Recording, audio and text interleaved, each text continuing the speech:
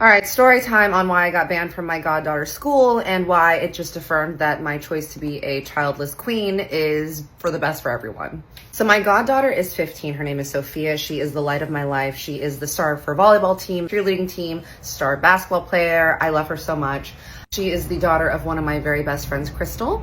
And Crystal had her pretty young. And she also has a younger brother, Bentley, who I also love dearly. So they all live in Texas. Crystal and I have been friends since we were 14 years old. We used to be little hooligans. And our first job working at a hookah place was together. Many, many fun story times on that, which I can share. After Sophia was born, I had already started living in LA, and I would always come home to Texas whenever I'd visit, and I would surprise Sophia wherever she was. So the year that she started preschool, I came home for Christmas break, and on her last day before getting out of preschool for Christmas break, I decided to pick her up from the school and surprise her. The school was connected to a church. You had to go up all these stairways to get to the top area. They had basically what looked like a observation room to where you could watch your kid playing with other kids, these huge glasses outside of the big playroom, and then go in and you'd be like, oh my God, it's me, mommy's here. And the kids would be like, oh my God, it's you. And they would run out and you'd carry their bags and parents would chat and the dads would gawk at you.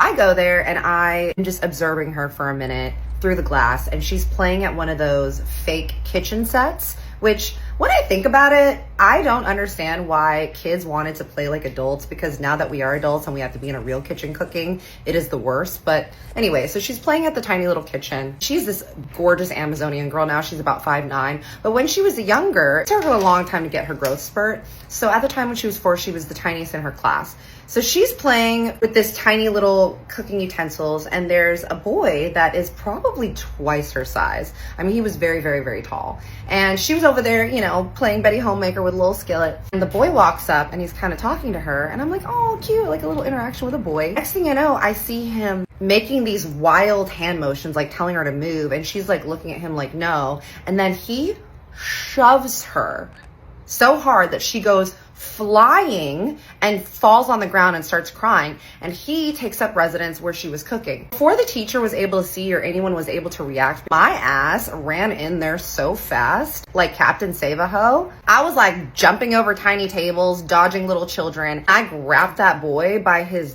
dumb little plaid shirt and I was like, hey! And he was like, ah! He dropped the little utensils and I was like, I will haunt you until you're an adult, you little shit. Now, obviously, everyone has stopped in their tracks. I go over to Sophia. I scoop her up. She's like crying, but also like, Auntie Kat.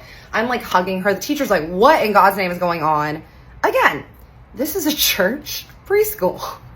The kid is obviously crying because some grown-ass woman just ran in there. And your girl got called into the principal's office. So my friend Crystal, her husband Adam, me, the little boy, let's call him Tate, and his parents, we are all in the principal's office, and the mom is going off on me. Like, she's like, I cannot believe you put your hands on my son, blah, blah, blah. And I'm like, your son is a future Unabomber. I did you a favor, lady, because he assaulted my goddaughter, and clearly he is going to abuse women when he's older, so you need to get a handle on him.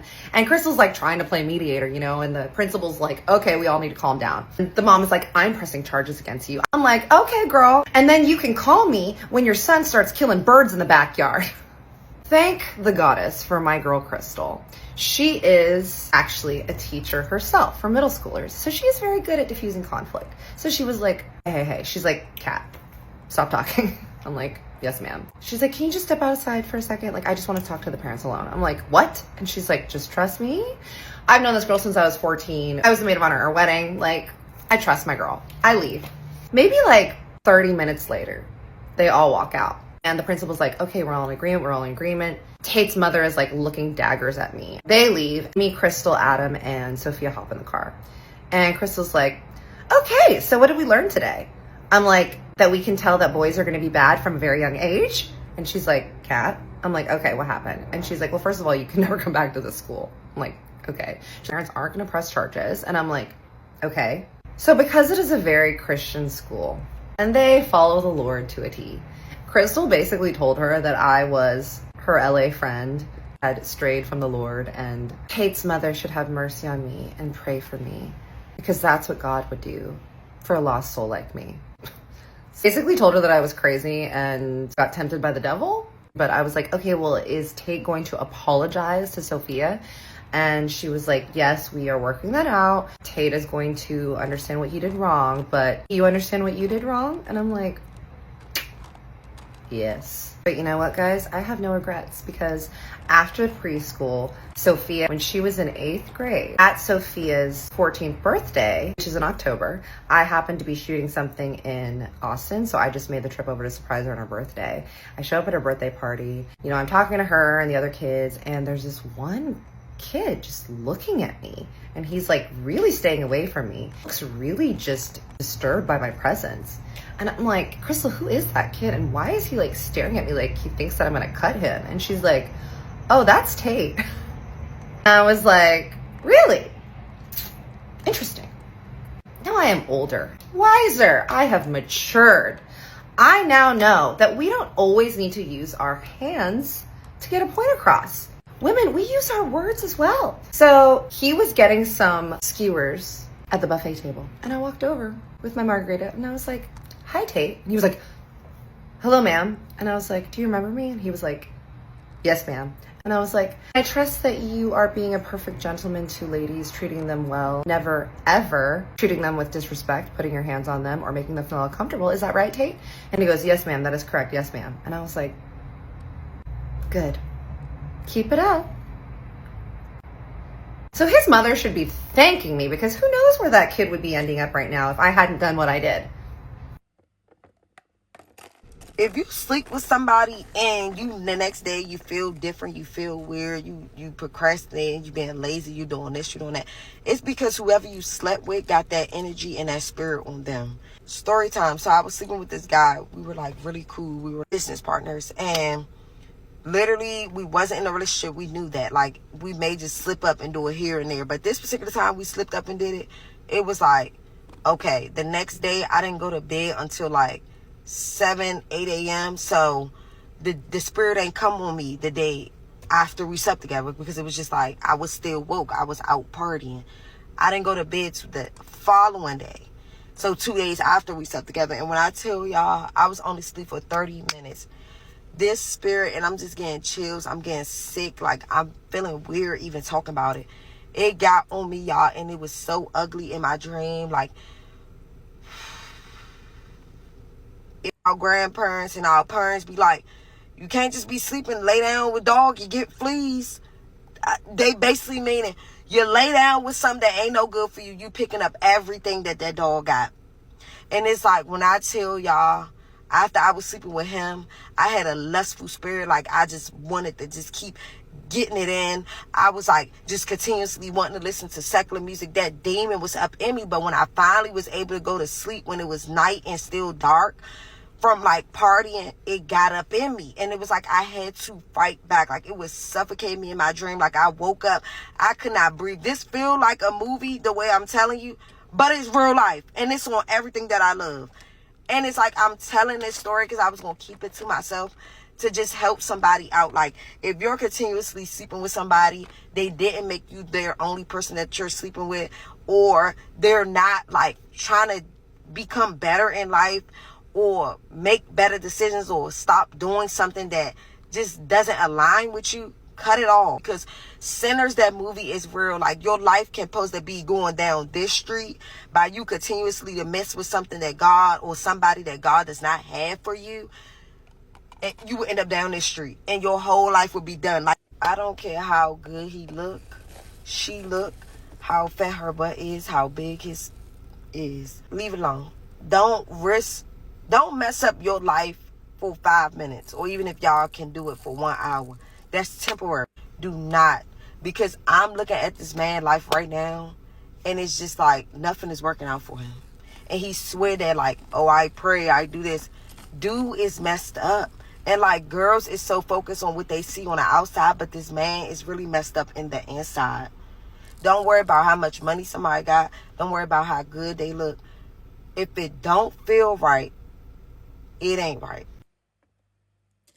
Imagine finding out your black professor was actually white via Twitter. It's story time. It's story time. This story is going to be about Rachel Dolezal. She was my professor back in 2015 when the whole thing popped off. Yeah, let's talk about it, because like, why not? Now, let me go ahead and jump in and say that this is not an attempt to bash her at all. I'm not talking about that. We're talking about my experience with her, okay? I went to school at Eastern Washington University in Cheney, Washington. She was a professor there for the Africana department. She taught Africana studies and a whole bunch of other classes. I had my first encounter with Rachel back in maybe 2013, 2014, when she was involved with Black Student Union. At that point, she was not our advisor. She was my research methods professor. So we would talk. That's kind of how I got to know her. We talked about a lot of things, and she told me little things about her childhood, and it's things that like, it's not like anything special. Like, she said these things to other people later on, that I found out. She told me that she was Black, white, and Native American. So I was like, okay, cool. She also told me that she used to sleep in a teepee and for her own food. I know that sounds fucking crazy. I know it sounds crazy, but I'm also from Alaska. People do that shit for shits and giggles. So it's for you, it might seem crazy, but for me, it's a normal Wednesday. We move. So there's that. That was my interaction. She was super cool. Really liked her. There was other people on campus who were like, there's something fishy about her. But me, I was like, I like her. She also did a lot of lectures on campus about, anti-racism and Africana studies, stuff like that, right? And when I tell y'all, she used to go in on the white people really, really hard. Like, I would be sitting in her lectures, and I'm like, oh, damn, Rachel, hold on. It was allowed, but it was just like, she wasn't lying, though. She was telling the truth. The other class I had her for was African-American women's hair. And in that class, it was like a weekend class where we, like, learned about Black hair, different hairstyles, where different hairstyles came from, stuff like that. Like, it was actually, I ain't gonna hold you, it was actually a really, really nice class, okay? She even had us braiding in the class, baby. Okay, we was braiding in that bitch. We even went and visited a church to witness different Black hairstyles. Like, when I tell you she was in it, she was in it. For one quarter, she was our BSU, our Black Student Union advisor. And yeah, it was cool. Like, everybody, like, for the most part, I don't really remember a lot of people not liking Rachel as far as student-wise. Now, out there in the community, the white supremacists were not happy with her because of the things that she was bringing attention to in Spokane. She was receiving death threats and all of these things, and she was in the media. I think that's what made this whole situation clearly even worse. So let's fast forward to the day I found out that she was white, okay? So I was on Twitter. I was chilling. I see her name is trending. Angel, why is my professor, why is she trending? All the tweets I'm seeing are, she's white, Rachel Dolezal's parents out her as white, she's a white woman. And I'm like, what? Nah. And I run over to my roommate. I'm like, bro, you see Rachel is trending on Twitter? She's like, what? And we're reading the tweets and they're like, she's white. And I'm like, nah, I don't believe this. But then someone posts a childhood picture of her. So I said, let me go ahead and click this shit. Let me look for myself. Oh, Rachel, this is you, Rachel? Like, you can't even deny it, bro. That is Rachel. I said, this is a white woman staring back at me. When I tell you I was dumbfounded, I was like, ain't no way. Before we move on with the story, I know a lot of people are like, girl, how did you not know she was white? Baby, because she was tanning her skin, honey. She wore wigs. She reattached dreads. She was playing the part. She gave me no reason to, check her air quote blackness. And she was also a professor, and I thought there was like a line of integrity there. So like, why would she lie about that? I also don't care enough to check people in their race. Like, you tell me that's what you are, babes. She would come to events with this guy saying that was her daddy. Okay? And we believed it. We ate that shit up. There are a lot of people who are white passing, who are mixed, who are Black. Okay? And I just thought that was the case with her. Okay? Like a lot of people. So I want to hear, I wouldn't know she would. No, you wouldn't. You wouldn't have. I'm confused. So immediately I have to be like, yo, I have to see what BSU thinks about this, because babes, our advisor has just been outed as white. So immediately I go into our group meet, and when I tell you, we didn't know what to think. The story was huge, bro. Celebrities were posting it. It was all over social media. If you guys remember the memes, Ask Rachel, those used to have me dying. It was so weird on campus, bro. You get online and there were people online who were like, I fucking knew it. I knew she was hiding something. So Black graduation was set to happen in the Africana department, and Rachel was set to speak. Well, about a day or two before Black Grad, she texted the seniors asking, do you guys want me to still speak? And they were like, yeah, of course. But the school said, scram, buddy. They quickly cut ties with her. They released a statement saying that she was never a professor there, which doesn't make sense because she was definitely teaching classes there. They told her she could not speak at Black Grad. We went to Black Grad and there were reporters trying to get statements from us, like blew up everywhere. She was going on national TV. Like at one point she had to put my grades in because she was on TV. Doing the real, the Good Morning America, and all these different things. This thing blew up crazy, okay? To the point where I went to study abroad that summer in France, and my group of friends were talking about it, and me and my roommate looked at each other like, should we tell them? She got a lot of publicity, but she also got a lot of backlash, and they started doing a lot of digging.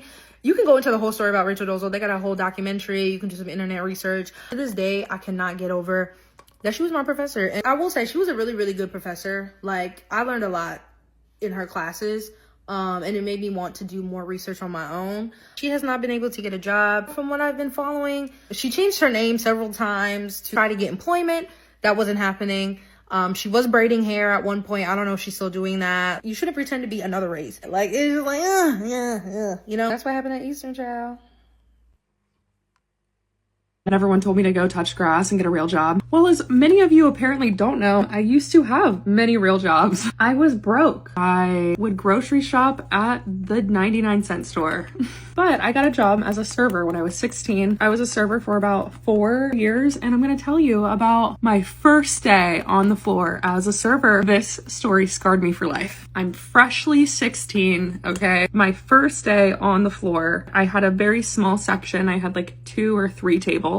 And it was a busy night. It was like a weekend night. The place was packed, all right? At one table, I had the sweetest man. He was in like an electric wheelchair and he was paraplegic. He was with his caretaker. And then another one of my tables was a family of 4. It was these 2 parents and their 2 daughters. Their daughters were probably like in middle school or elementary school. I go over to my first table of the 2 guys and they order waters. So I go get waters. Easy task. I get the waters. I come back. I'm about to set them down on the table. Okay. Easy task. I'm holding my tray like this. I grab the first water and it hits the rim of the tray. It hits the rim of the tray. Oh, how I wish I could go back in time. When I tell you it was literally slow motion, it was literally slow motion. It just hit the tray, fell out of my hand, and went directly all over the lap of the man in the electric wheelchair. All over the lap. I'm absolutely mortified, of course. I'm like immediately apologizing. I feel horrible. I'm like running to go get napkins. All the customers nearby are staring at us. I'm handing the napkins to his caretaker and everything. The caretaker is like more frustrated than anyone, okay? And I feel so terrible. I'm being like extremely overly apologetic. And the paraplegic man is like the sweetest human on earth. And he's like, oh, it's okay. I can't feel it anyway. Oh my gosh, what? I don't even know what I said in that moment. I think I like blacked out. Like, I think I was like, oh, like, I don't know if I laugh. Cause it's like, he's trying to crack a joke. He was very obviously like laughing about this and like trying to like be funny, blow it off. Cause he knows I felt bad. And I was like, oh, sir, what do you mean? But it doesn't end there. It does not end there, folks. I turn around to check on my other table of 4. My cute little family of 4. Okay. You guys are not going to believe this. They have their food already. They have like been eating their food. They all got salads. All of them got like these giant dinner salads. The oldest daughter got her salad with honey mustard. Okay. Yummy. Just go down the nose really quick before we lose our actual minds. Just a little boobity bop to the top. You know what I'm saying? So I turn around. I'm like, hey, how's everything tasting? Blah, blah, blah. The dad grabs his daughter's honey mustard and he goes, we're not great. I said, oh no, like what's wrong? Like blah, blah, blah. And he goes, my daughter found a fly, a dead fly in her honey mustard. What? Back it in there. So he gets so mad. All right. I'm profusely apologizing again. I'm like about to cry. My heart is breaking in half for this man. I just spilled his water all over. And then I turn around and go to my next table and there's a dead fly in their daughter's honey mustard.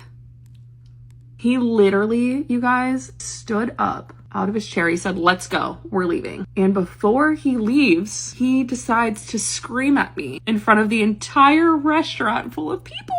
The whole restaurant. Mind you, this was like 2009, so I don't really remember exactly what he said. And also I was actually spiraling in that moment. So, I mean, it was something along the lines of like, what kind of place are you people running here? This is insane, disgusting. All of you people should leave right now. Something, yada, yada, yada. I mean, it was just absolutely insane. And it's not like they didn't just see what happened at the other table. Like, their tables were right across from each other, like diagonally. Like, they definitely saw. Everybody saw what happened at that table. My manager, Becky, oh, God love her. She's just the sweetest human on earth. She like ran to the rescue. I'm like, my lip is quivering. This was straight out of a movie. Like, I'm not joking. And mind you, this is my first day on the floor as just a solo server. Like, this was my first time being on my own. As soon as they walked out, I ran to the break room. I'm bawling my eyes out, bawling. I can't remember if I worked the rest of my shift or not. I feel like I probably did. But that was rough, dude. That was rough. I worked many years in the service industry, in corporate jobs. Like, if you guys want any more story times about, you know, my insane experiences, I mean, I will tell you. But that was one for the books. My poor little 16-year-old self. Like, I wish I could go back and hug her, poor thing. That was actually insane. I worked corporate jobs, sales jobs, till literally August of 2022. Like, less than a few years ago. I heard that full moons are the worst night to be in a hospital, whether you're a patient or a doctor, according to someone named Jamie, who said that when she started training at the hospital where she works as a phlebotomist, she was literally told by her trainer, never let your guard down on a full moon. And she thought it was just something that they said to spook all the new hires, but maybe other medical professionals can weigh in here. But she said she could always explain away logically anything that happened on a full moon night. Except for twice. And she did notice that on full moon nights there was an uptick in trauma patients, but the first time she couldn't explain what happened was she was taking a draw from a man who was in overnight after a minor leg surgery. He was just being kept for observation. It was middle of the night and he was joking with her about vampires or werewolves or whatever, about it being a full moon. She starts taking the sample and he jerks his arm away, pulling out the tube. And as that happens, she grabs some gauze to clean it up, and this man who had been calm just moments before starts screaming at her and chanting at her in another language. And she thought maybe he was having like a mental health crisis. She couldn't complete the sample, so she goes out to grab a nurse to come in and calm him down. But again, she can logically explain that away by like saying it's a mental health issue. But the second thing she couldn't explain was one of the last nights she's working at this first hospital she ever worked at, and it happened to be a full moon night. It was 3:30 in the morning. She said the standard procedure is to knock at a patient's door, introduce yourself and what department you're from, and then ask for consent to draw the sample. But on this particular patient, the nurses had noted that she had an IV, and she requested that her samples be collected while she slept through the IV. Said this particular IV she could draw from. I apologize if I'm not explaining that accurately. I'm not in the medical field whatsoever. So she goes in without introducing herself. She turns on a small dim light so she can work under it, and she's drawing from an IV on the patient's hand. She said her back was facing the door, the patient was asleep, and the light lit up both the side of the bed that she was on and then the other side, which housed a little chair. Obviously, when she entered the room, she checked the chair. The chair was empty. The patient was the only one in the room. She said, unfortunately, the IV was not providing a large enough sample, and she would have to introduce a standard butterfly needle. So she had to wake the patient up, and she's like, Mrs. So-and-so, I'm so sorry, I have to wake you up. She says, unfortunately, your IV isn't pulling for me, and I'm going to have to poke you, but I promise I'll make it quick. The woman wakes up. She's still half asleep, but Jamie turns on a brighter light. The lady nods in agreement, and she starts prepping her supplies. She's finishing up. She's still holding the woman's hand. The woman's like dozing, half asleep, and she's saying goodbye, and she hears a man's voice from the corner of the room says, thank you so much, Jamie. You took great care of her. Jamie said the voice caused her to actually jump, and she jumped back, and she looks at the chair, and there's no one there, and her and the patient are still the only ones in the room. And the woman says, oh, I'm sorry, Jamie, that's just my son. Jamie leaves the room. She thinks the son is maybe in the bathroom or something. I don't know. But she goes to one of the male nurses who's known for saying that basically anything spooky is BS. Jamie says to this male nurse, you could have told me her son was in there. It just scared me so bad. The male nurse rolls his eyes and he's like, oh my God, not you too. Quit trying to mess with me. I don't believe your full moon stuff. She's like, what are you talking about? And he's like, who even told you that her son passed away? And Jamie's like, I don't know what you're talking about because her son is literally in the room. He literally just spoke to me. And he's like, no, her son is not in the room because her son passed away and she doesn't have visitors. Story short, the male nurse did not believe her when she said she wasn't messing with him. He believed that she was only saying that to spook him because she knew that he didn't believe in any spooky stuff on full moon nights. But she said she absolutely heard the voice. Like, there was somebody else in the room. And the woman acknowledged it. And she said, as much as she tries to explain everything logically from a medical perspective, full moon experience still sticks with her. And she likes to think now that our loved ones do visit us occasionally, especially in times of need. First time giving head story time. And don't talk about how I look. I'm not getting my hair done until back to school, so period. So I was in 8th grade. Don't get in my comments going all crazy. I was in 8th grade and I was dating this dude. We had been dating for like a good minute. Like, we was finna hit a year, and he was like my first love. And yeah, like, I was in love. He was in love. Cool. We used to always go to the movies all the time, but like, my mom was real strict. Like, when she was out of jail, she was real strict. So all that going to the movies was dead. Like, if we went to the movies, she was always with us, right? So it was this one random night, and my mom was at home. She was getting her hair done, and he was like, I want to go to the movies tonight. And I knew that my mom was strict, and I knew she had to come with us, but she was getting her hair done. So I called her, and I'm like, oh, like, can I please go to the movies, da da da? And she's like, no, because I'm getting my hair done by the time I get home, like, blah blah blah blah, like this and that, right? But the hairstylist that was doing her hair, which I hope she don't see this, the hairstylist that was doing her hair was like, you know, like, just let her go by herself for this one time. She's in 8th grade. Like, don't be so strict. Like, da da da da da. Like, just let her go this one time by herself. And she talked my mom into it, basically. And my mom was basically like, you know what? I guess. I don't care. For the one time, I guess. Cool. So we go to the movies, and this was not planned or nothing. It's not like we planned this or anything. We go to the movies, we're chilling, we're watching the movie. I promise you, we chilled the whole time until it was probably like 10 more minutes or 15 more minutes until the movie left. So we damn near already at the end, right? And I don't really remember how it happened. I just remember him. I think it was just like, let's go sit down there, like, da da da da. I don't remember, but we had to change seats because at first it was people in there. It wasn't that many, but it was people in there, and we were like all the way at the top, but it was still people. And like, where he was trying to move like a little bit further down, not all the way down, but further down, people couldn't really see us, I guess. So we went over there, and I don't know how it happened, how he asked. I don't really remember. I just know it happened, and I ain't gonna lie, my first time I was bad. Like, my first time I was bad. I think it took like a good 7 minutes, but not even did it just take a good 7 minutes. Like, he had to watch like videos of me that he had, so it was like, I kind of was trash back then, but yeah. Oh, and then the worst part of it all, y'all, should I insert a clip? I'm gonna see if I can find a clip, but I don't know if I posted it, but he had MRI, and my eye was swole. I was so scared that like my mom was gonna see it or something. Like, my whole eye was swole. It was burning. I went home. I was supposed to sneak out with my friend that same night, but I couldn't. Like, my eye just hurt. I went to sleep. Oh, I don't even play about that getting by my eye no more. Like, that was the worst. Would I be wrong for remarrying my ex even though I'm going to die? I know this post is morbid and dark, so I apologize for that. I, 36 female, am close to dying. I have terminal cancer and I have only about a year or two left. I've accepted and made peace with it. I don't mind openly talking about it. I also have a less than common relationship. My current partner / boyfriend, 35 male, is also my ex-husband. Me and him married right out of high school, stayed together through college, had 3 kids together, 12 male, 11 female, and 4 male. We divorced when our daughter was 3 because of his intense work schedule. It was a lot of heartbreak and pain, but at the time it felt right for both of us despite that. 2 years after the divorce, I was first diagnosed with cancer, and he reduced his work hours so he could take more time with the kids, and has slowly shifted to him also taking care of me, and we rekindled our romance but didn't get remarried. I got lucky the first time around and was declared cancer-free at 31. I had my youngest child at 32 and was re-diagnosed at 34. We tried treatments, but it's been recently declared terminal.